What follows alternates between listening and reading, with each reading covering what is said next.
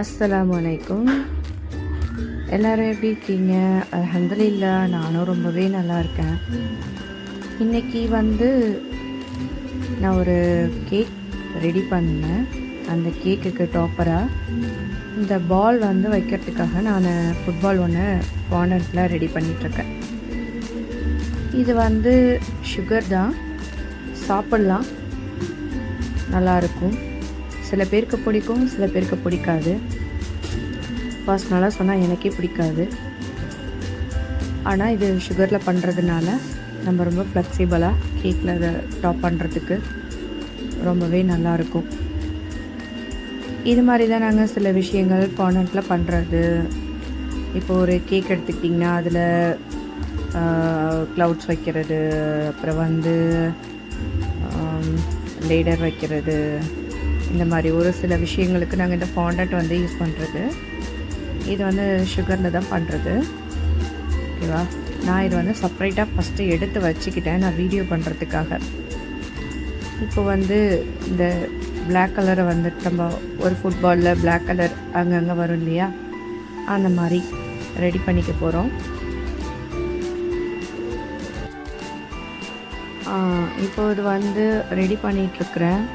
இதுக்கு ஃபஸ்ட்டு நம்ம அதை நல்லா அந்த பால் ரவுண்ட் ஷேப்புக்கு கொண்டு வந்தாச்சு.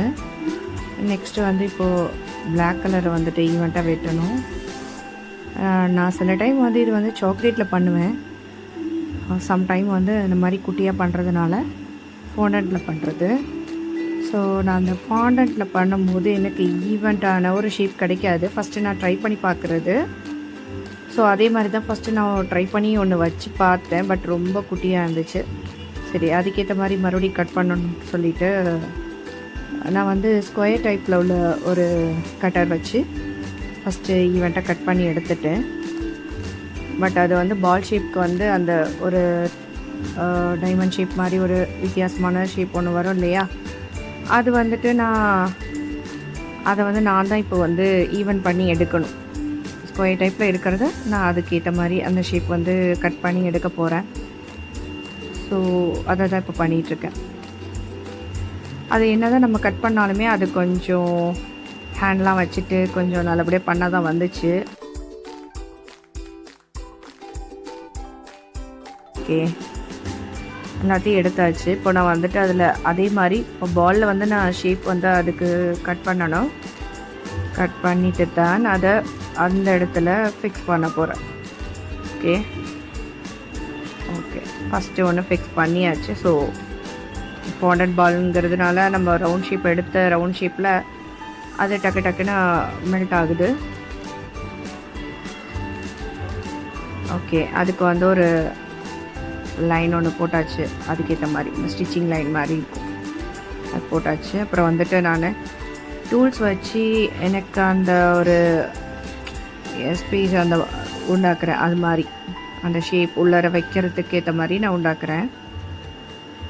ஓகே, செகண்டும் ஃபிக்ஸ் பண்ணியாச்சு. ஸோ இதுக்கப்புறம் நம்ம அந்த ஸ்பேஸ் நம்மளுக்கு கொஞ்சம் கரெக்டாக தெரிய ஆரம்பிச்சிடும்.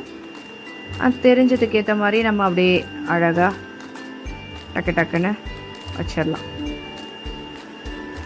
ஓகே, சில நான் இன்னும் நிறைய வீடியோஸ் அப்லோட் பண்ண போகிறேன்.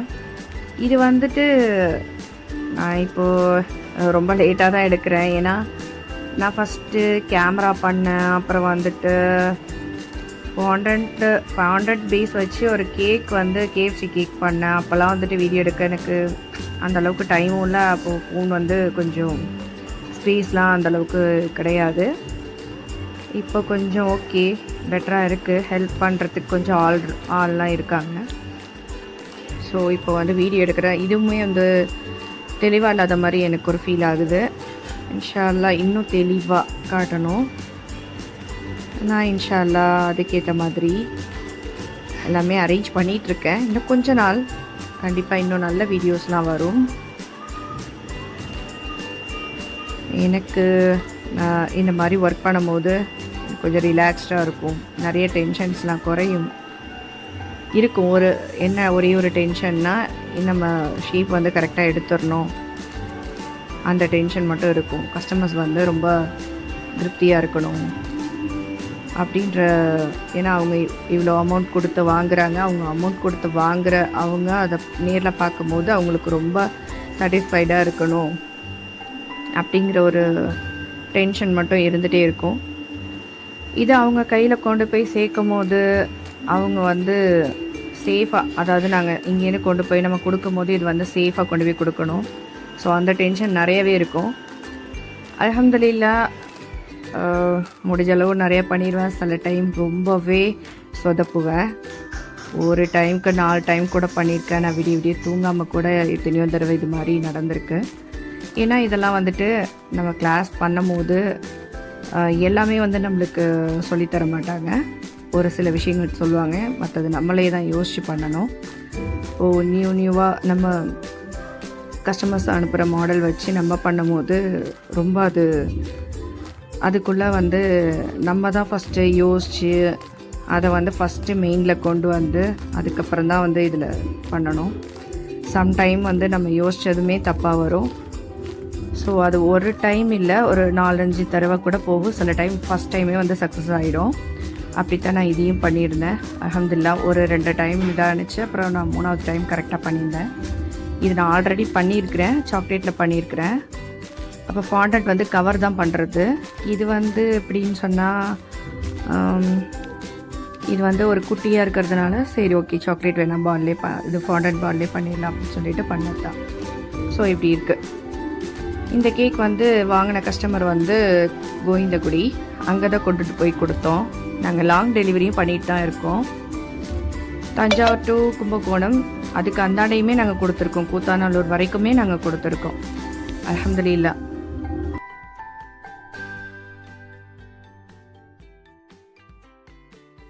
ஃபைனலாக அந்த கேக்கோட அவுட்புட் இப்படி தான் இருந்தது. இந்த கேக்காக தான் நம்ம அந்த ஃபாண்டட் பால் வந்து செஞ்சோம்.